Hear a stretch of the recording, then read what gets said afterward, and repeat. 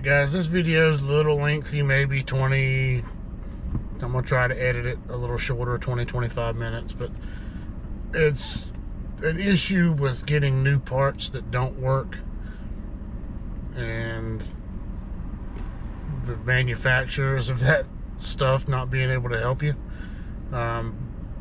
We went out, one of the techs went out, blower motor and a furnace AC system that was installed 4 or 5 months ago wasn't running, so wasn't able to get much help with tech support, I don't think. So we went and got a new motor.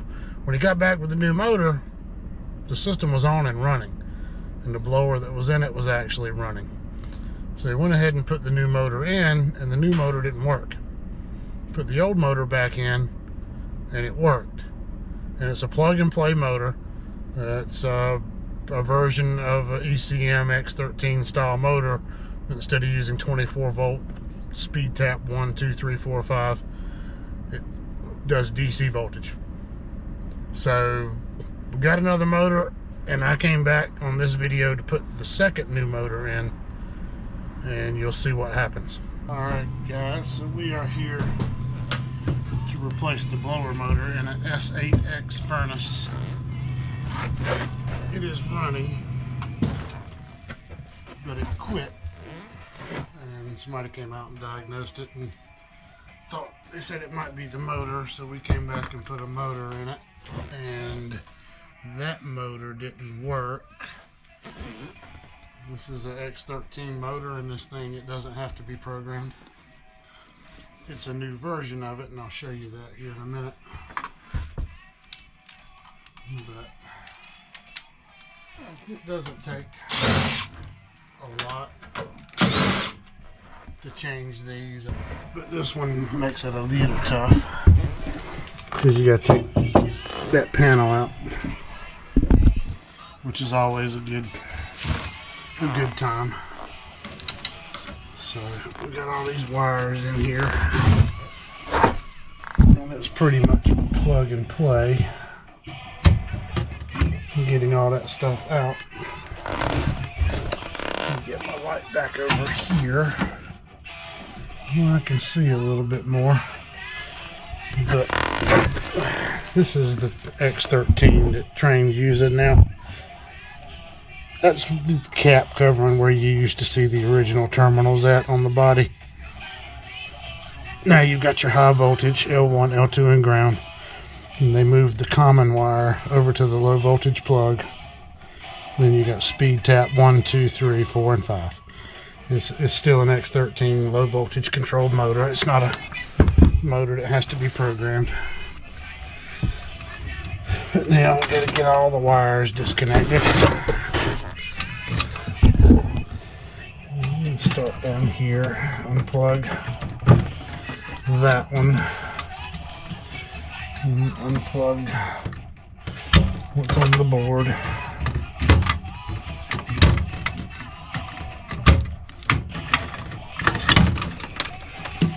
And then we'll unplug our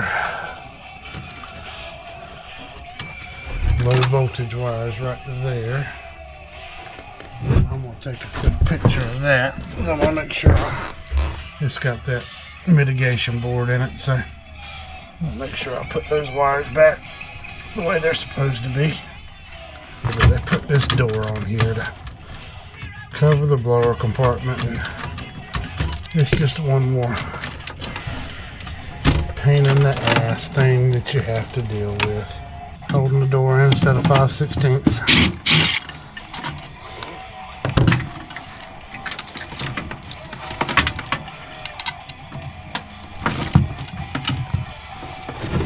The door switch down here at the bottom.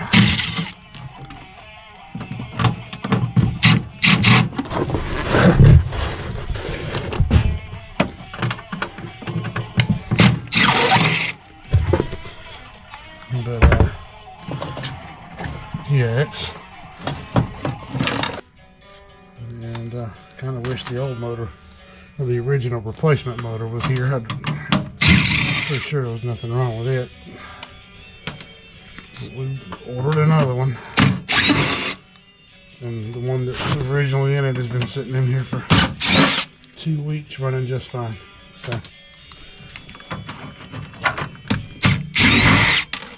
I don't know.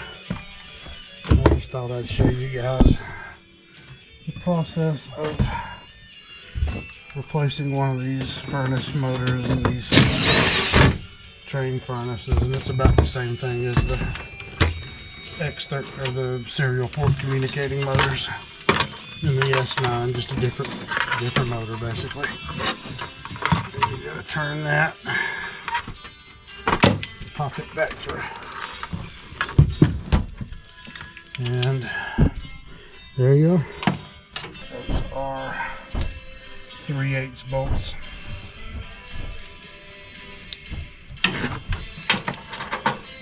Yep.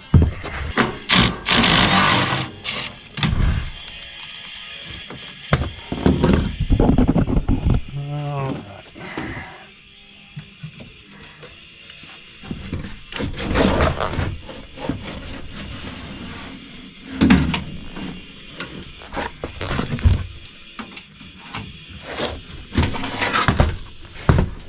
And there it is. And that's those reverse airflow switches that they, for whatever reason, put in these things. I've done a couple of videos on those being a pain in the ass. But that's where they're at. If you get that fault, that's your reverse airflow switch. And these are the plugs for the motor: high voltage plug, low voltage plug, and obviously ground wire.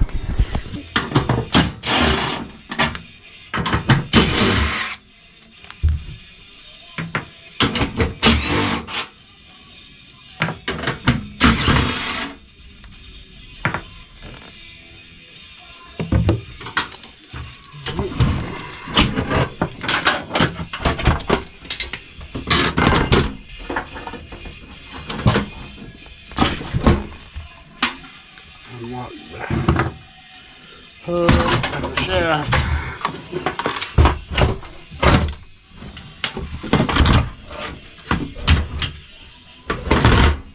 And there we go.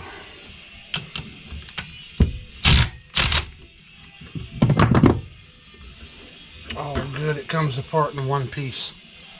Awesome. Usually as soon as you pull these off, these legs all fall out. These are hooked in so you can slide it back down on the new motor. Perfect. Why didn't they always do that? That guy deserves a bonus right there. That these legs are hooked to the belly band right there so they don't fall off when you slide it off.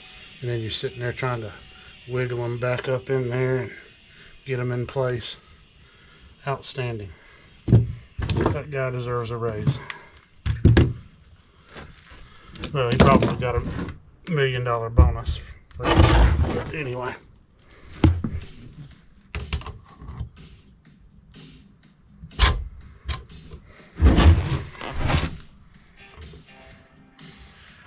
Put something under it to hold it from sliding down like that. And then tighten my little bolt.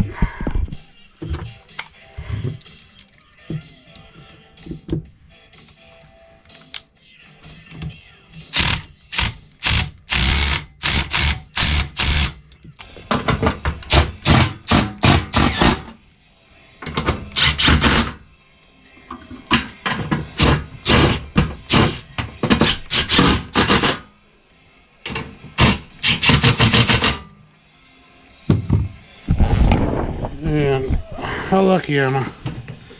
I put it back in the right way actually, so all my damn wires line up. Get that wheel tightened.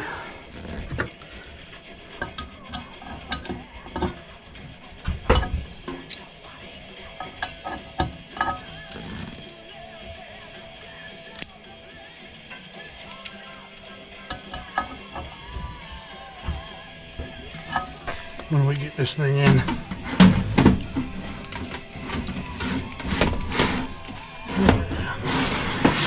slides right in.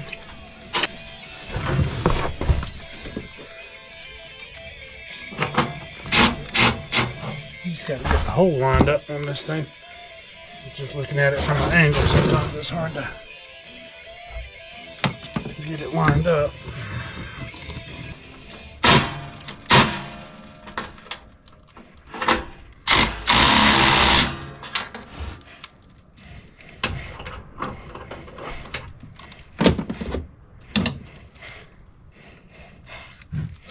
Well, that one fell out. That screw in there, I guess when I tightened that one, it vibrated and fell out. Don't you hate that shit? When you drop a screw and you know it went straight down, then you can't find it. You got to look for it for 10 minutes. So that damn thing, it was mounted up there. When I put that one in, it vibrated and fell out. And it was way the hell back there. It's amazing how a screw falls. It don't go straight down. It goes somewhere under something and you have to dig around to find it. Never fails.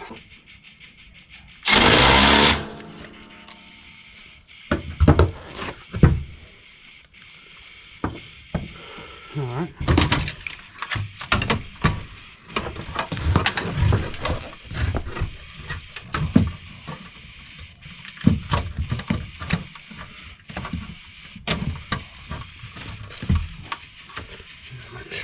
Everything back there is tucked away before I squeeze that door on. Because you don't want to pinch a wire. That's for damn sure. Okay. This added little extra step here with this door kind of makes this a big pain in the ass. But with the exception of that, it's not, you know, the fact that it's morning and it's not 120 degrees in this attic helps. Oh, I gotta take that one back out because that's the one I use for the pressure switch. And then everything else just kind of plugs back in. You know, we got our low voltage connected back. And get it turned on. Nope, the pressure switch put back up there. I'll turn back on the power. And there's going to be a 5-minute delay. But I think I'm going to jump it out. That's the mitigation board clicking and clacking. When it resets, it says idle. And I'm going to put a jumper on Y to get the blower to get up to full speed. And then next is R. Let's see what happens.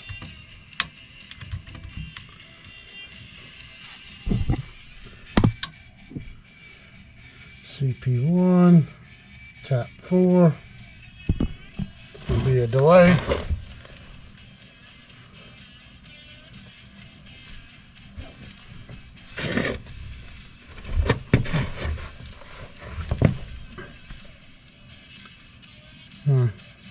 So as you see there, I tried to turn it on and run it and it wouldn't work. Call for Y, call for G. New blower motor didn't work. End up putting the old motor back in. It fires off and runs. Called tech support and they couldn't answer anything for me. Couldn't, you know, it's like they take things that they've already got the bugs worked out of, and some engineer somewhere or somebody says, let's tweak this, let's change this, and then they fuck it all up basically. But yeah, tech support couldn't tell me why the 2 new motors wouldn't work in a plug-and-play situation. No programming required, no dip switches, no settings, none of that stuff. It just wouldn't work. So put the old one back in and it's been running like a champ. But the homeowner's concerned, obviously. Especially concerned about trained tech support themselves not being able to answer the problem. So anyway, Put the old motor back in. It's running, been running fine. It ran for 2 weeks in between the 2 new motors while we were waiting to get something that they don't keep in stock.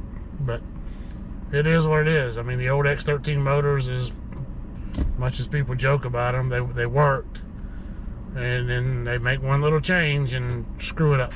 So it is what it is. It's what you have to deal with these days, and it's really, really frustrating dealing with homeowners that have spent good money on this stuff, and then it's just not what it used to be.